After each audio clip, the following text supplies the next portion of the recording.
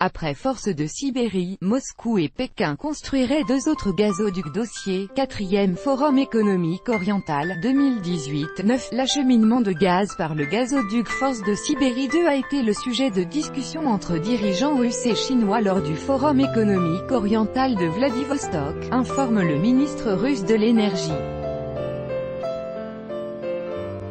Selon Gazprom, les deux pays pourraient également mettre en place un troisième gazoduc.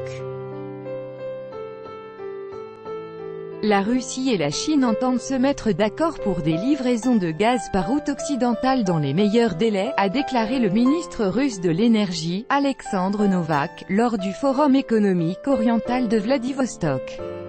Selon lui, cette question a été abordée, lors de leur rencontre, par Vladimir Poutine et Xi Jinping. Des négociations à ce sujet sont en cours entre Gazprom et CNPC, toutes les conditions techniques sont validées. Il s'agit de l'acheminement d'environ 30 milliards de mètres cubes de gaz. Nous espérons que nos collègues feront tous les efforts possibles afin de mettre en œuvre les accords entre les deux dirigeants et signer un contrat, a-t-il précisé. Ces livraisons pourront être effectuées par le gazoduc Force de Sibérie 2. En 2015, Gazprom et CNPC ont signé un accord sur les principales conditions d'acheminement de gaz par cette route.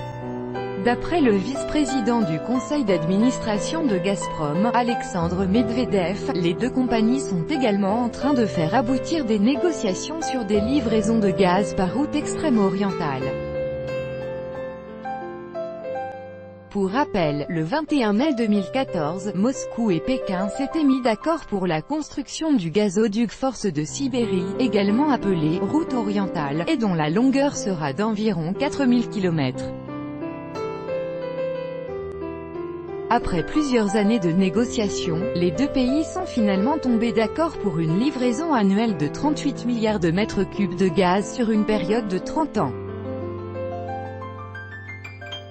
Le montant de ce « contrat du siècle » s'élève à 400 milliards de dollars.